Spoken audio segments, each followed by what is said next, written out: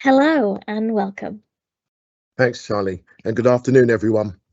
As Charlie said, this is a really important day for me in so many ways, and I'm really excited at the prospect of sharing with you some of my unique life journey experiences as a descendant of the Windrush generation.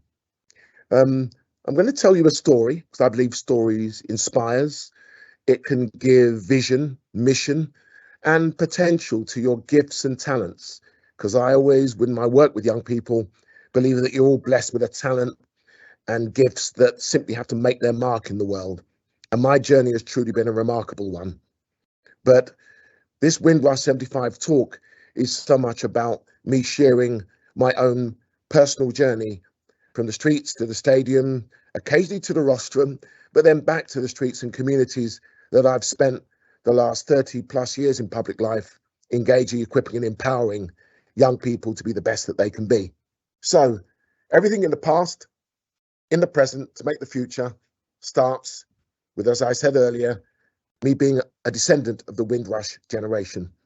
Therefore, that has to start with my mother and father, Stanley Beresford Thompson and Violet Adriana Thompson. Well, she was Douglas before she married my dad, who became a Thompson. But my father fought in the Second World War, and as a result, came to Britain with his medals, aiming to make a new life in the country that he fought for. My mother, by the way, he came from the island of Barbados in the Caribbean. My mother came from Guyana, which is South America stroke Caribbean, but ultimately and equally came to post-war Britain in order to contribute to restoring and rebuilding Britain.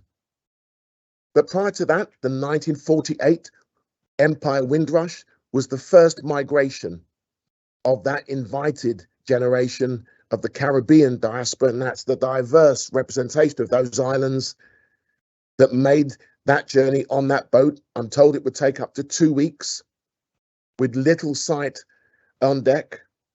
But ultimately, as it arrived in Tilbury dock in Essex, it was to begin that mass migration that my mother and father would begin to reflect in their ambitions, as I've said, in reflecting Britain's past, but colonial invitation to come to this country. It's so important to remember that. It was an invitation. That invitation saw my father and my mother settle in Wolverhampton. And in Wolverhampton, I became the product of their marriage. And as a young boy, I enjoyed a very, very, very, I think, innocent childhood. My father was a pillar of the community. He helped others to settle in Wolverhampton, and my mother and their union together gave me, along with my sister, the perfect environment. But like in life, as you will find, unexpected things happen that can change the whole trajectory of your life journey. My father died at the age of 45, unexpectedly, but then left my mother as a young widow and with no rights of mortgages or houses that could be what I know now was an achievement by my father, a black man in those days, where it was a very intolerant and a very, at times, ignorant response to someone who was different. The one thing I would like to leave with you today is it's good being different, embrace being different, and never accept a label, a stereotype, or a box that needs to be ticked.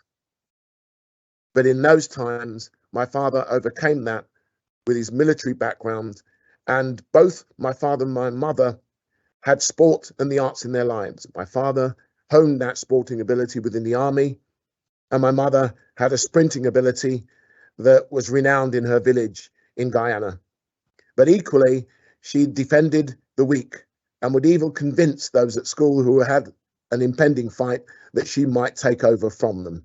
So my mother, at a very young age, losing the love of her life, made big decisions. And again, choices and decisions are things that you're having to make now, but they are different. A choice is what you're able to do now. In your more important years of exams and career choices and what you might do in life, you are making a decision. And that decision influences you and the others around you. My mother, as a young widow, decided that we'd move to the East End of London. The East End of London was diverse, but had indifferences and intolerances of the time. And rather than put us into a home, I then developed a disaffection of disadvantage. And what you look like, where you come from, what you believe in, what you sound like, whom you love, whom you choose not to love, will shape how you're treated and how you're provided with hope and opportunity. The key is to overcome those barriers and turn challenges into opportunities. I was angry. I had 2 chips on my shoulder. They weren't the local chippy. They were the color of my skin and my accent. I got rid of my accent really quickly. And what I would say to you again, adapt to your environment. So I got rid of dandelion and became a Cockney very quickly. But here's the other thing. I couldn't get rid of the color of my skin. And therefore, I decided, I remember at one stage, I put soap on my face to play with my cultural counterparts because they wouldn't allow me to play with them. And when I remember now that as a product of the 20th century, how uncool that was, it was cool then because I wanted to play. And there was always a motivation where at times you'll be insulted, but it builds resilience.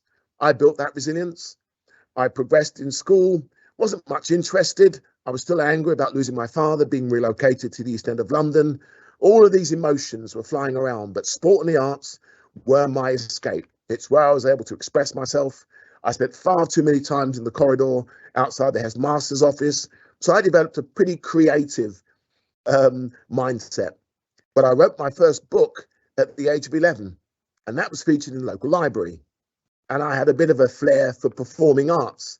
So, as I say again, everybody's got a gift. Find that gift and then work hard, because the secret of any success will still be hard work, and more hard work. I discovered karate, believe it or not, because I played all sport. But again, the intolerances of the day, I went to an all-boys school. Again, we bunked off and spent too much time at the all-girls school. I'm a great believer in co-education because, believe it or not, boys, girls do develop and mature far more quickly than we do. So I believe good, respectful relationships start when you're having sporting and cultural activity and interaction. I see sport and the arts as a cultural unifier, curriculum, extracurriculum, in any opportunity that it presents itself. And I believe it's a fundamental human right that sport and the arts features in the mental, physical, and emotional health and well-being of young citizens. I was a bit of an entrepreneur as well. My mother Vi's cooperative, as she called it, meant that I had every job and paper round, and most of my holidays meant I had to earn as I played. So in other words, I'd have a paper round. I sold West Indian patties to an all-boys school. That taught me a whole host of skills that meant I was an entrepreneur. And if you look up Lord Alan Sugar, he's sold in our tuck shop, and I was more successful than him then than possibly he would suggest I am now compared to where he's reached and achieved. But what I would say is this: in all of that need of an all-boys school, all the testosterone that was coursing around, I went to a local leisure centre and it changed my life. I walked past a door that, on the basis of a leisure centre, gave me a taster course. Believe it or not, I was equally bullied at school, apart from having my patty stolen. So karate finding me and me finding karate was arguably the best thing that could have happened to me. I needed to channel my aggression.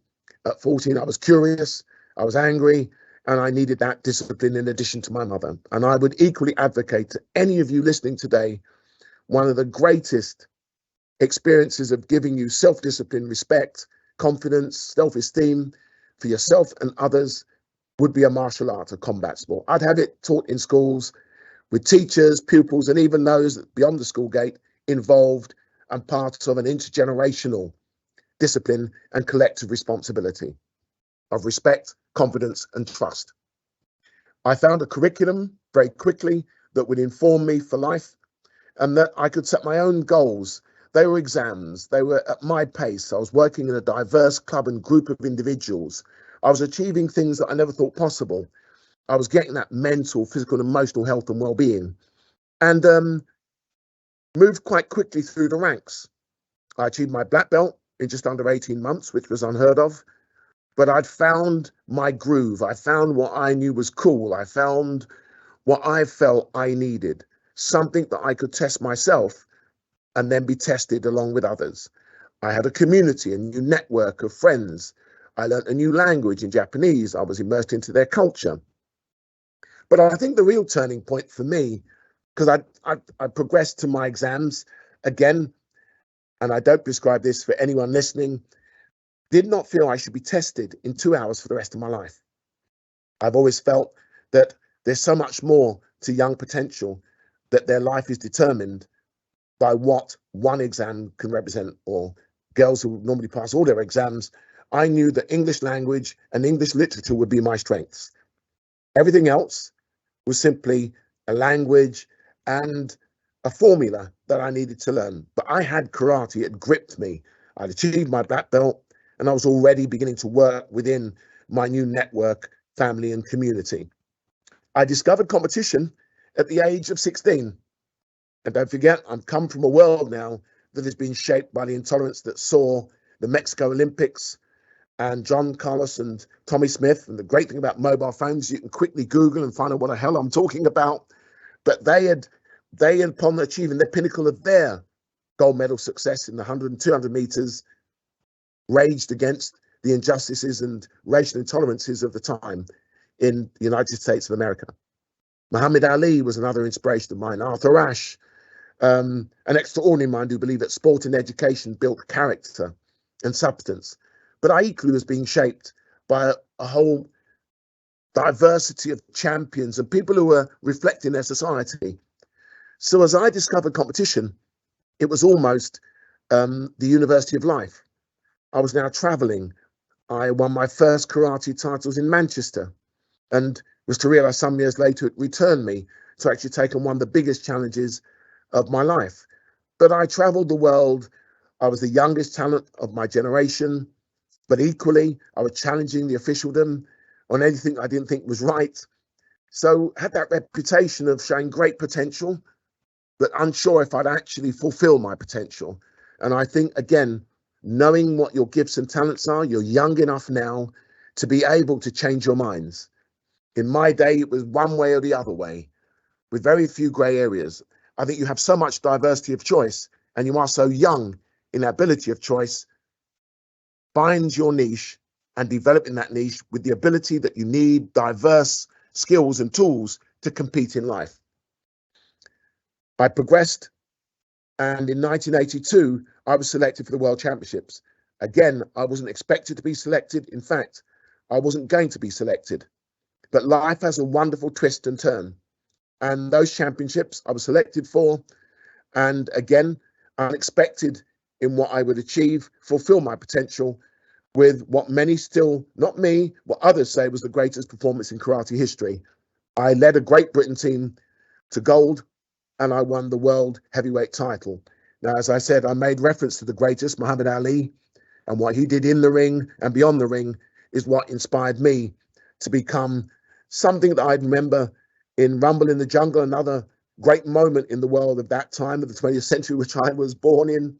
The world stopped when George Foreman met Muhammad Ali in Zaire, what was then and is now the Democratic Republic of Congo. But the world stopped. You have so much choice now, but then that was the moment in time. That's when I knew I wanted to be a world champion. There is no greater feeling than leading a British team, achieving gold medals. It's a very, very unique, even spiritual experience, and it becomes addictive. So let's just say I became addictive in the 80s and achieved another 3 gold medals. And was one of the more formidable competitors of my generation. Another pearl of wisdom. I learned more from losing than I ever did from winning. It is okay. It's something you don't get a chance to do. Make errors, but not mistakes. It's good to have resilience. It's an all-important requirement when you want to achieve something.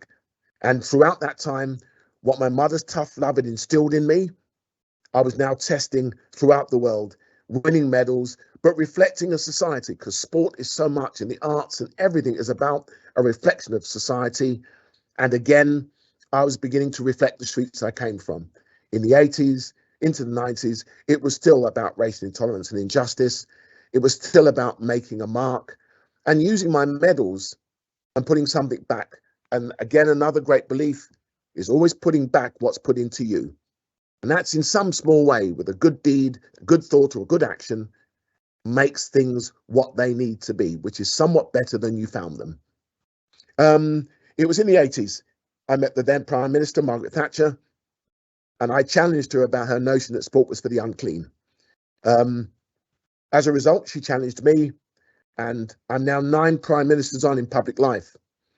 Because as I was to see myself achieve in 1986, through to 96, my last World Championship saw me not fulfill my potential. But I'd almost say, if you sat 5 exams and excelled at them, why sit them again? So losing in that final in 86 was the best thing that could have happened to me. I'd achieved 5 gold medals and a silver in a dominant period of karate excellence.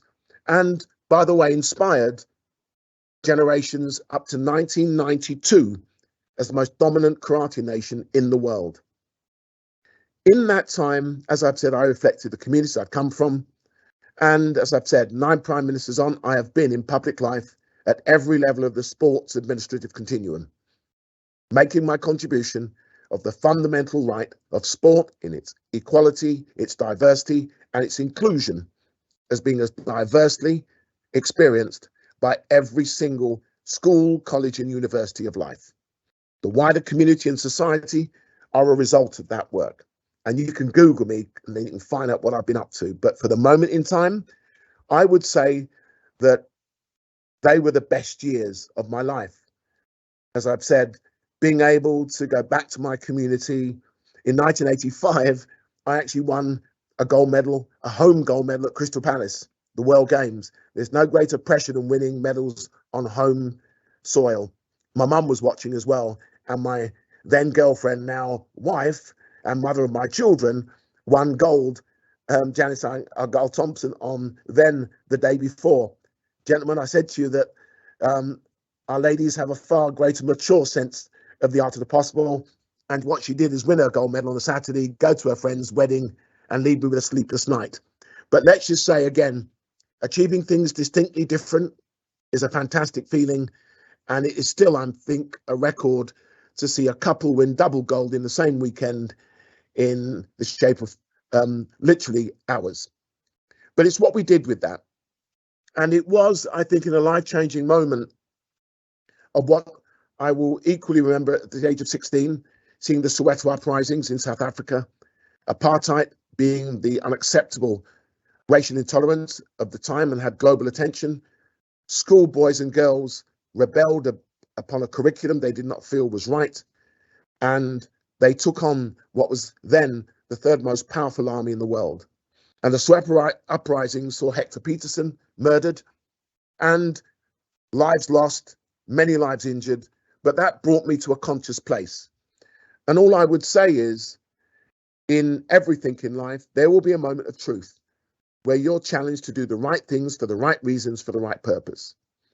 I was on my way to Hollywood, believe it or not, and I ended up in Manchester, where I'd won my first British titles in karate.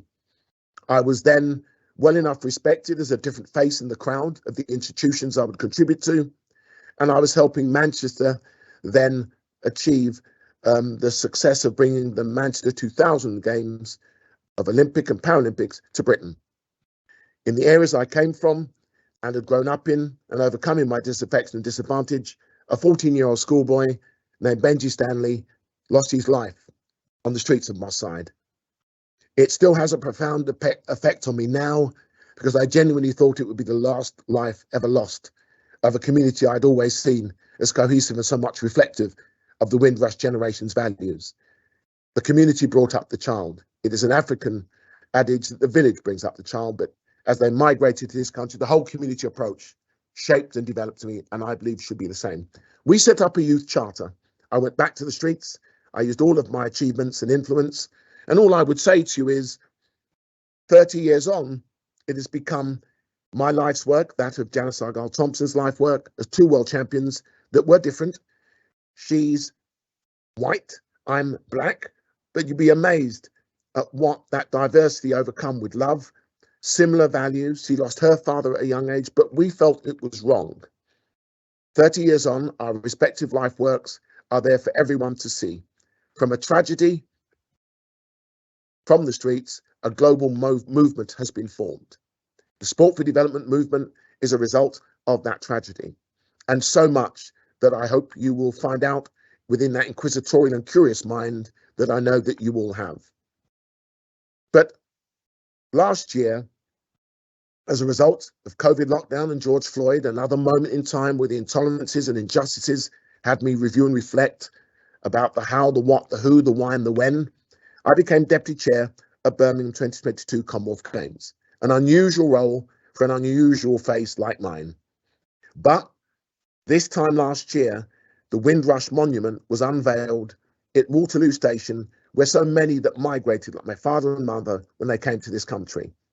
I was on that committee, and I will share with you now it is my biggest achievement that supersedes any of my gold medals, because it's tribute to my mother, my father, and that incredible generation that I am the product of. The resilience, the character, how they overcame the indifference of the times, saw an almost perfect day last year reflect what was to be contributed and see those successful Birmingham 2022 Commonwealth Games achieve all that they were to achieve.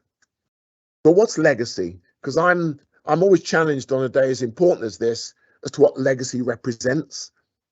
And legacy for me is about how you value days like this in your heritage, in your ancestry, because I believe you're equipped, engaged, and empowered to become the best that you can be, but on the basis, like the late Martin Luther King, someone again who influenced and shaped my thinking, that you would be judged on the content of your character rather than the color of your skin.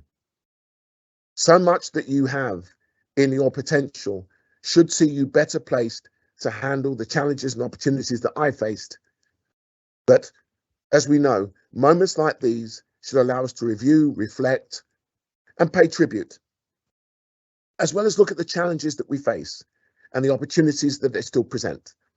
I was in South Africa last week, and again, the late President Mandela, and how he used sport in the arts and empowered me to contribute to that journey. If you all again look at what we were able to achieve last week in South Africa, where young people like you showed such enthusiasm with gifts, talents, and potential, but they have such little resource in order to achieve that. So please make use of all that you have available to you. You have gifts, talents, and potential that supersede any generation previously. You have knowledge, you have all of these tools, but please give that focus and recognition and respect. And the 3 words, please, thank you, and sorry. If you use them and mean them, you will achieve everything you can possibly imagine. For me, as a product of the Windrush generation, and now 65 years young, I'm still youthful in that ambition, because if you hang with young people, you stay young. If you don't, you become a mog, as my kids always represent. And by the way, Jordan at 30 is a European cruiserweight boxing champion. My second son, Luke, is currently teaching tennis in the Hamptons and elevated himself to Wall Street. And Francesca, my daughter, feisty young daughter who pushes every emotional button as a perceived daddy's girl, is a professional dancer with Lion King in the West End. Every single one of them were told they were different. My 2 boys should be playing Wimbledon, but when one door shuts, open another door. There are millions of doors. Find a door, find someone who's interested in you, find a passion, find something you love doing, and then dedicate yourself. And I guarantee you, it might take longer if you wish to apply some values. And my simple values to you are: treat people as you wish to be treated. These are very simple pearls of wisdom, but can give you all that you need to be emotionally armored. And the interactive thumbs that all too often are the most active parts of your anatomy, I'd say you need to strike a balance and develop your relationships and your friendships. Work at them. And the more you work at your relationships, like life, the more it will give you extraordinary times. But I'm now Geoff Thompson, having come an incredible journey from street to stadium to rostrums, back to the streets. I now go to stadiums, but I go to schools, I go to communities all over the world. I've represented the Youth Charter at the United Nations. We're now recruiting a generation that will represent the Youth Charter in future representations to the United Nations.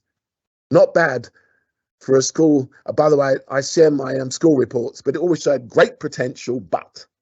And I did meet some of my teachers who predicted that I wouldn't achieve much. I invited them to the House of Lords and I presented to them a signed copy of my book. Sometimes for those who want to predict things and not seeing your potential, simply have a belief, a belonging and identifying with something, somebody and somebody. There will always be a positive voice for you, and there will always be a positive voice in the ether of the world that will give you something by way of the confidence, respect and trust that will help you be the best that you can be. Never, never, never, never give up on your dreams. They are yours. They're yours to be able to apply. They're yours to be able to determine the direction of your life journey. And if you get knocked down in life, you can get back up. But take the life count. If you take the knee, look around you, find someone who can help you, find someone who will listen to you, and find someone who will respond to you.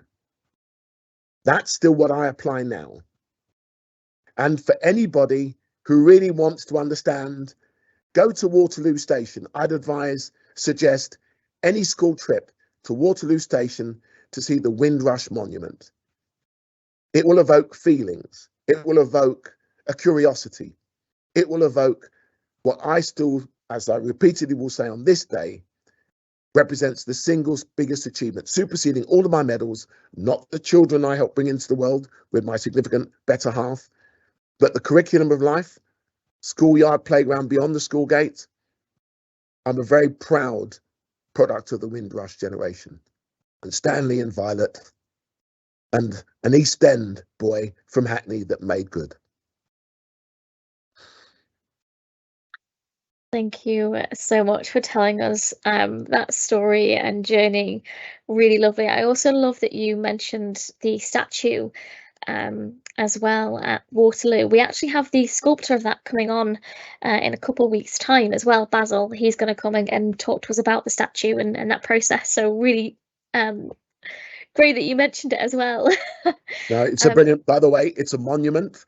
I got into the mistake. By the way, make the errors, avoid the mistakes. But the fact that Basil will be talking to you, he will share with you, and he has produced statues of tribute and celebration reflective of so many of the diaspora of the Caribbean. But that monument will be there for years to come. And yeah, as I've said, something everybody should at least experience once in their lifetime. Certainly. And we had some questions that have already kind of come in, and we're hoping we'll get some more as well as we start going through our student Q&A. So please do submit questions if you have anything that you'd like to ask. And we'll start with one that's come in anonymously, and it's quite interesting and a nice way to start. And it kind of links with what you just ended on. So it's, how powerful are having hopes and dreams, and how do I turn these into goals? The importance of hopes and dreams is so much of what I say, and I had a mentor, the late John Gordon Richards, who said 99% of fitness is between the ears. Having hopes and dreams provide the opportunities. Those opportunities, and finding people who can help you translate your hopes and dreams into reality becomes a vision, and vision with a mission aim becomes a goal. And it's always important to have a goal, and those goals may be very simple. I believe in having a day goal mission, achieving something positive every single day that helps improve you as a person. With that, it might be something that says at this moment in time, I aspire to something this summer that will give me a magical moment that will help shape me on the basis that We've all done all the school stuff. We've all done all the boring stuff. But what's going to help give us the extra consideration? You're competing in such a competitive world. A thumbed interaction on a pad, a mobile phone, a device can change the world, let alone change your trajectory and life journey and aspirations. So for me, identify the hope, the dream, the mission, aim, and objective, make it a positive, one positive each day. And life's about challenges and opportunities. Whatever the issue you're facing, list the negatives, list the positives. The negatives are positives waiting to happen. Identify your vision, objectives, and goals, and then find people who will help you deliver them. And you'll be in a good place. Love that. Thank you for answering that one. I definitely agree with you, and it's some great advice about kind of trying to achieve those step by step. So a little bit of practical advice that hopefully our students can take away and put into action over the summer that's coming very closely, and start taking some of those steps to achieve their dreams. Our next question comes in, and I apologise to the school as it's got a Welsh name and I'm dyslexic, so I'm probably going to butcher this. But Aberconry have asked a question, and they have asked, what do you think is the best way for young people to honour Windrush Day? So firstly, Llewellyn was my middle name, given to me by my father because it was the only UK country that he would be able, as a black man, to establish a haulage company. And he did so because some of the squaddies he served with in the army were based over there. And I've spent many a year and many a summer special moment in Wales. But the question in itself, how do we celebrate and remember? I think you're doing it as you are today. I'd like to think that Caribbean moments of recognition, and I think curriculum learning. We have still a Black History Month. I personally am not comfortable with a Black History Month. I'd like to see Black history taught as part of the curriculum, as part of the mainstay curriculum learning. And Wales, by the way, are already doing that. And I'd like to think that other home countries will follow. And I believe that is where we inform future generations, future recognition milestones of days like this. But I'd like to see a removal of Black History Month. The Youth Charter produces a Black History-wise curriculum. It's a free downloadable. I'd thoroughly recommend it to anyone who wants it following this session and this day. But future education has to become, and I believe it's a 24/7 education. The traditional curriculum learning, to my mind, is no longer applicable. There is the obvious learning you do at school, but there's so much information. Who'd have ever thought that when it was stated by Google, they would scan all books that exist in the current global community? I never thought it was possible. And within 2 clicks, matter of seconds, there's the information. So for me, that's why heritage and ancestry are so important. I feel a lot more grounded and comfortable in my skin. It's taken a while, but no, where Wales is at the moment, I'm hoping other home countries will follow. Awesome. We had a question submitted, and I think you just said something there that leads on nicely to it. So the question has come from Notre Dame, and they asked, how long did it take for you to feel successful? Oh, so I'm going to admit to you, they say that traditionally we have 5 senses. I developed a 6th sense, and it's a subconscious paranoia. I'm an overachiever as one of the consequences of where I've come from, what I look like, and my social, cultural, and economic environment. Those were the challenges and barriers that I faced. I think it wasn't until we all experienced lockdown, and there were many legacies of that extraordinary time. But it was the first time I'd had a chance to stop and pause and even look back. And then there was George Floyd. So I really reached a really difficult moment in my life. You know, what was life about? What had I achieved? What value was it making? And more importantly, what would I continue to contribute going forward? So I would say that peace of mind now is seeing the work of the Youth Charter and young people engaged, equipped and empowered with our vision, mission, aims and objectives. It's been life's work.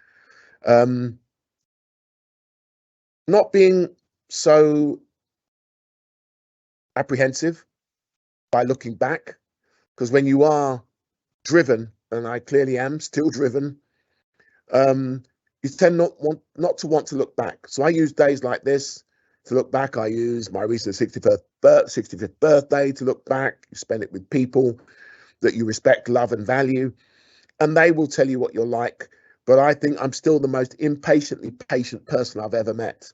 So within that, success for me is seeing young people realize their potential. My life, work and continued commitment is about getting the best out of young people, getting the best out of their potential, then influencing and impacting the world that they will contribute to and inherit. And equally, managing my daughter's extraordinary demands on my patients, which is an aspiration of being golden. I love that. Our next question has come from Richmond School, and they've asked to see if you could touch a little bit more on your parents' experience of being part of the Windrush generation. They've asked how was that like for them? I'm going to give you two real life stories.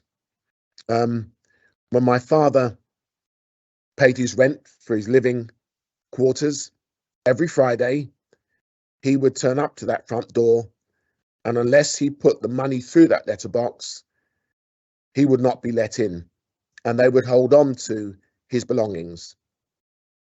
Two other stories is my mother, when I, as a baby, was being pushed in a park in Wolverhampton, had some teddy boys seek to attack her. One of her Jamaican colleagues, because she was Guyanese and there's always that inter-island rivalry, but he stepped in and fought off those attackers of ignorance. It is always important that you not stand aside and observe. They say evil only flourishes by those who stand aside and watch the evil that is about to be experienced by someone in a far less fortunate place than yourself. But my mother always talks about the factory environment and never going to the toilet on your own. You couldn't. So she would work a shift,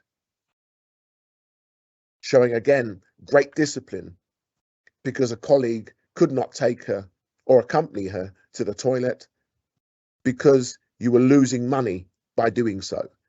And the floor manager would be very intolerant of that particular need and required. I always look back on the ignorance of the day and to suggest how we have progressed. My father died at a very young age. He died because of the intolerances and the ignorance of the time. It can take it out of you. But my mother is the ultimate warrior. She's 94 this weekend, and we're going to be celebrating an extraordinary woman who achieved extraordinary things and faced extraordinary challenges.